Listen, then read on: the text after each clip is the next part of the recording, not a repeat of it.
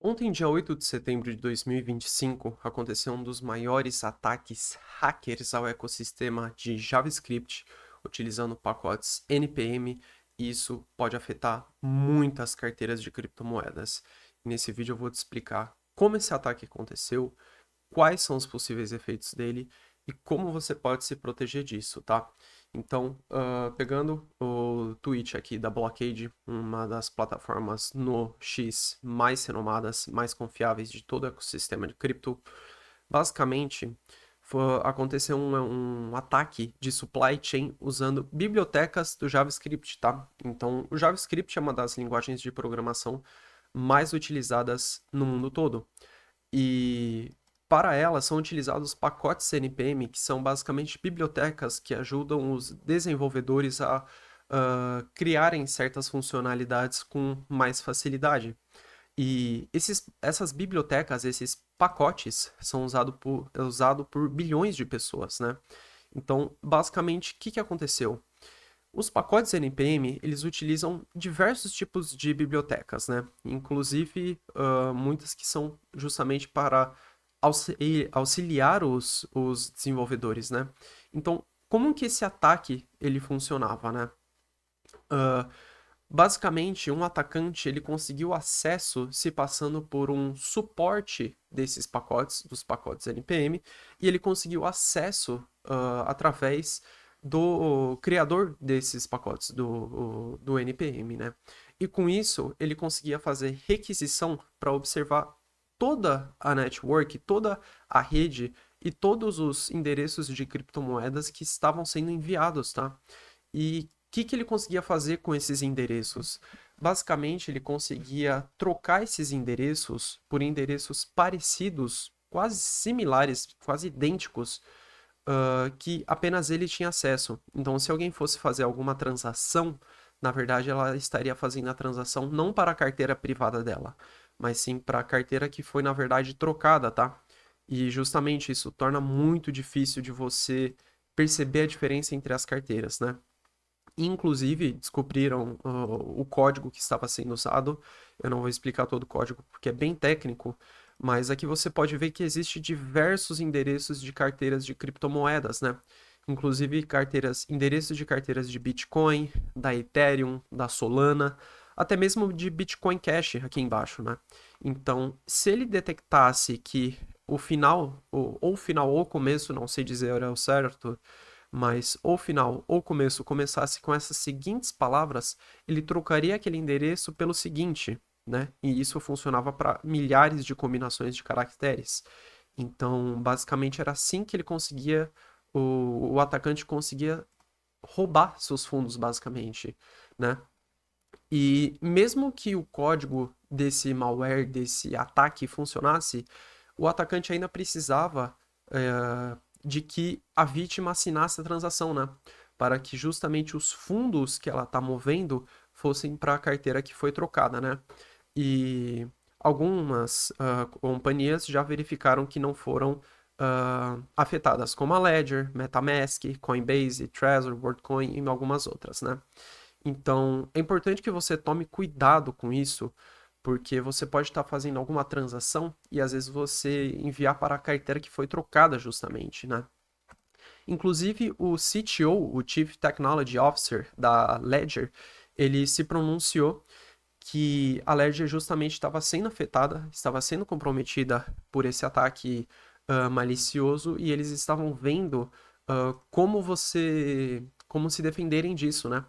E como ele falou aqui, esses pacotes JavaScript já foram baixados mais de 1 bilhão de vezes. Então é muita gente no mundo inteiro que utiliza esses pacotes. E até mesmo o ecossistema inteiro do JavaScript pode estar em risco, né? E como ele explica aqui, como eu falei, ele basicamente troca os seus endereços de criptomoedas silenciosamente, né? Para roubar seus fundos quando você fosse fazer alguma transação e assinasse essa transação, né? E daí ele comenta aqui que é importante, se você não usa uma hardware wallet, se você usa uma wallet, uma hot wallet, que isso seria que está conectada à internet, esperar um pouco para não fazer nenhuma transação on-chain. que é na camada principal do Bitcoin, né? Porque você pode sofrer esse ataque, né? Justamente.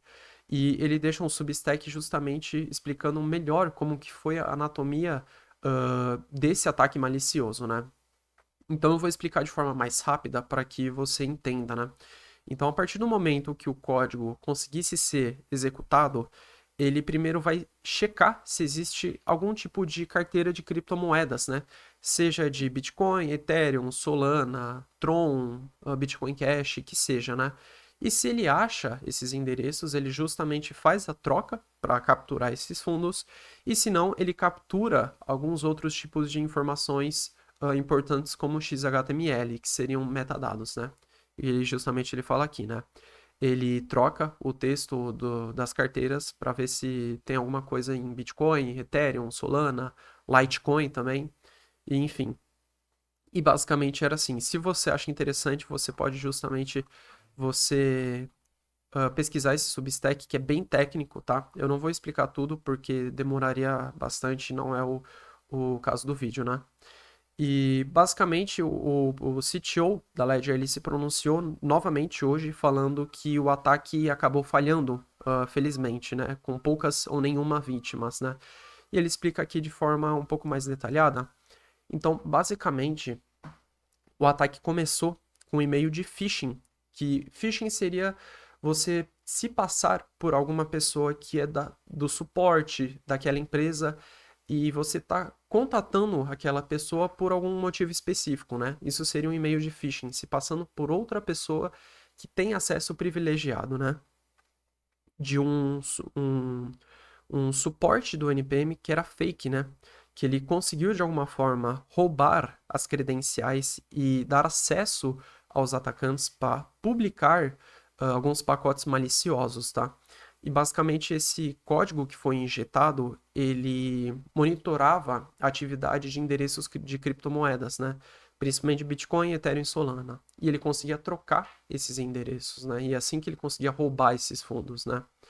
E aqui ele explica um pouco melhor, mas basicamente ele conta que pouquíssimas pessoas foram afetadas mesmo, e mais para você prestar atenção nas transações que você estava fazendo. Então isso é mais uma amostra de que você precisa ser cuidadoso nas transações que você está fazendo com as suas criptomoedas, principalmente Bitcoin se você já tem um saldo, porque os ataques, principalmente de engenharia social, têm ficado cada vez mais sofisticados. Não, esse não é um dos primeiros ataques que acontece. Já existiram diversos outros ataques, principalmente de phishing, que em casos de pessoas que conseguiam as credenciais, às vezes do suporte daquela empresa, e conseguiam se passar tendo acesso até mesmo aos seus dados pessoais, tá? E isso passa muita credibilidade para continuar o ataque. Então tome muito cuidado. Entre em contato com o suporte da empresa que às vezes você usa hardware wallet ou onde você está hospedando o seu saldo, tá? Isso é muito importante. Lembre-se de que nenhum suporte vai entrar em contato contigo para tentar recuperar seus fundos ou para trocar o seu saldo para outra carteira, nada disso. Tome muito cuidado, porque esse vetor de ataque é muito comum e vai ficar cada vez mais comum, porque é muito mais fácil você roubar fundos através de engenharia social, se passando por outra pessoa, se passando pela empresa que está controlando a sua carteira, que tem saldos, do que fazer um ataque à força bruta, tá? Então tome muito cuidado. Bem, se você gostou do vídeo, deixa um like aqui embaixo. Toda sugestão ou comentário é muito bem-vindo. Obrigado pela sua atenção e te vejo até o próximo vídeo.